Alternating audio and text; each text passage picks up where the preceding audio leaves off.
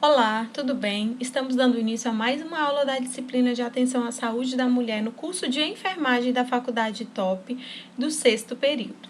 Hoje vamos falar sobre câncer cérvico-uterino e para a gente começar essa aula, vamos relembrar a anatomia desse órgão que é o útero, né? Então aqui nós temos o corpo do útero, temos as trompas, né, as tubas uterinas, os 2 ovários, a vagina e aqui especificamente nós temos o colo uterino, que nós chamamos de cérvix, tá? E o colo do útero, ele é apresentado em duas partes, a parte interna, que é endocérvice, e a parte externa, que é ectocérvice. Aqui eu tenho uma imagem para mostrar para vocês como seria essa divisão.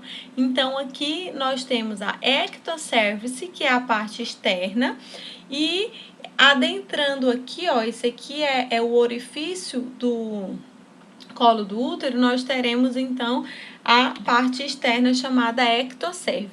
Nessa região pode ocorrer algumas obstruções de ductos, né, dessas glândulas endocervicais, tá? E aí a gente pode ter outras estruturas, né, outros resultados patológicos e também podemos chamá-lo de cisto de Nabor. Tá? Essa parte aí, essa zona é onde se localiza mais de 90% dos cânceres, né, das lesões cancerosas no útero, tá? E aí eu trago para vocês um conceito da história natural da doença.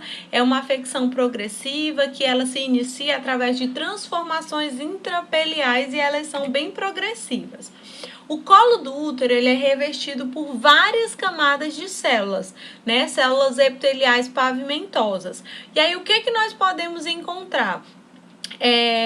São termos muito conhecidos chamados de neoplasia intrapelial. Então, nós temos NIC1, que seria um baixo grau, NIC2, que seria um grau mediano, né?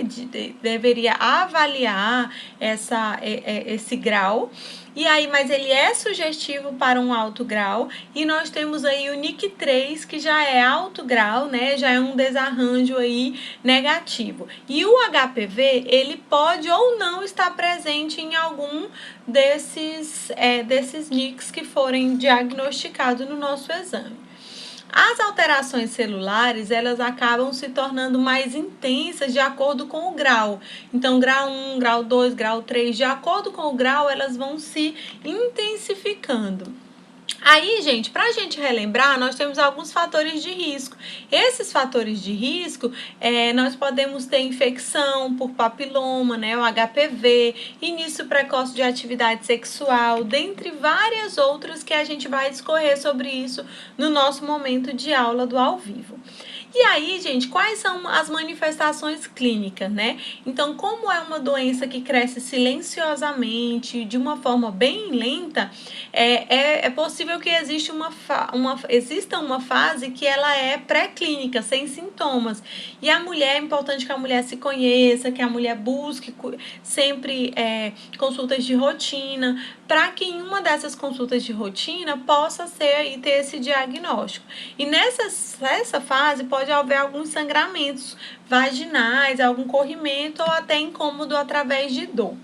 Agora, trazendo para a linha do cuidado, para a promoção de saúde, é preciso que a gente oriente, enquanto enfermeira, essa mulher a buscar esses cuidados, hábitos de vida saudável, alimentação, atividade física bem mais regular e evitar a ingesta de bebidas alcoólicas, tá? E também o tabagismo com a mulher, né, a fumante, ela tem um risco bem maior de infertilidade, de câncer no colo do útero, menopausa precoce, dentre vários outros fatores. Dentro da estatística, nós vimos que os fumantes, eles são comparados, né, com uma área 10 vezes maior de adoecer do câncer de pulmão, 5 vezes maior de infarto, e aí o câncer cérvico-uterino também entra para dentro dessa estatística, tá?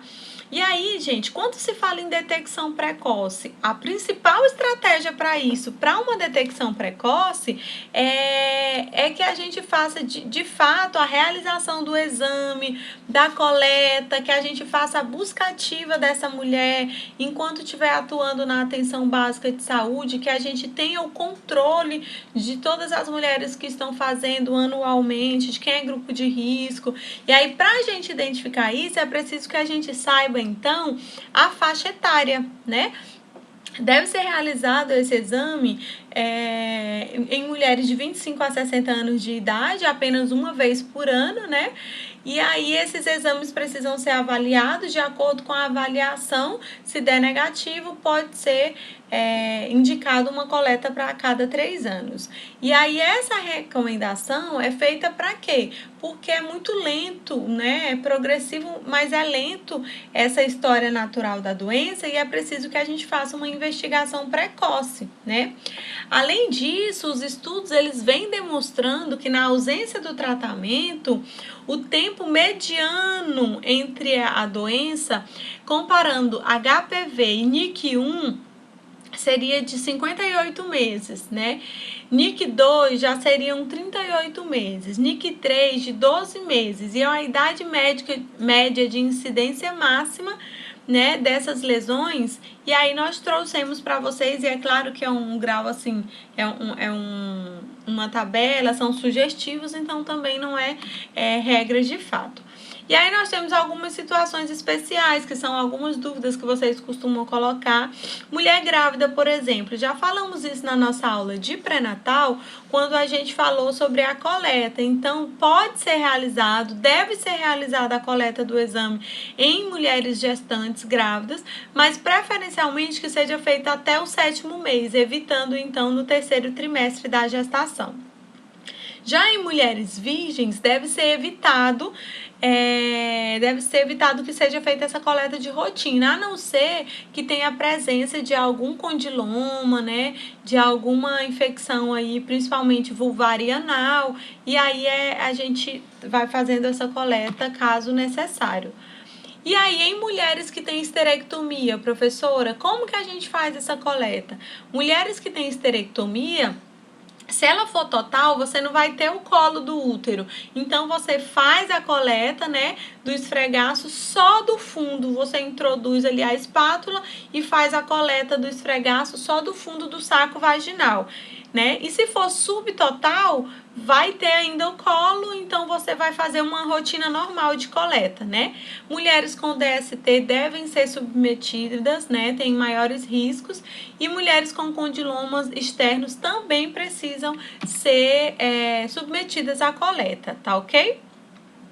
A coleta, como nós já falamos no início, ela tem a endocérvice, que é a parte externa, e a ectocérvice, que é a parte externa. E aí, como que a gente faz isso na prática, né? Como que a gente faz isso na prática? Eu trouxe aqui um material para vocês. Então, aqui, para a gente fazer a coleta do material externo, né, que é o material da parte que nós chamamos de ectocerve, então eu vou colocar aqui a minha mão como se fosse essa parte como se fosse o colo do útero. Então a gente vem aqui, ó, com a parte maior da nossa espátula para a parte de dentro, voltada, e você vai fazer um giro, tá? E aí, terminando aqui na ectocerve, o que a gente vai fazer? Nós temos aqui a nossa lâmina e ela tem um ladinho fosco, que é onde você pode tocar, e aí você só vai colocar o nosso produto na nossa lâmina. Já essa coleta na parte interna, que é a endocérvice, nós vamos fazer com a escova. Com a escova, como que nós vamos fazer? Imaginem aqui a minha mão como se fosse o colo do útero. Então, a gente vai fazer essa coleta. Deixa eu ver se vocês conseguem ver aqui de forma lateral. Vai introduzir aqui na endocérvice e a gente vai fazer o giro total uma única vez. Retira. A hora de colocar na nossa lâmina, a gente já vai mudar um pouco. Então, a gente vai firmar ela na lateral de onde você colocou o esfregaço anterior e aí você vai girar ela para frente. Essa lâmina já tem que estar identificada com o nome do paciente, tá? Então, a gente também tem que orientar o que essas mulheres precisam fazer antes, né, de estar vindo coletar. Então, não utilizar ducha vaginal, né, durante 48 horas antes da coleta, evitar relação sexual antes da coleta, né, evitar anticoncepcionais locais, tudo isso antes da coleta. Só para encerrar essa primeira parte,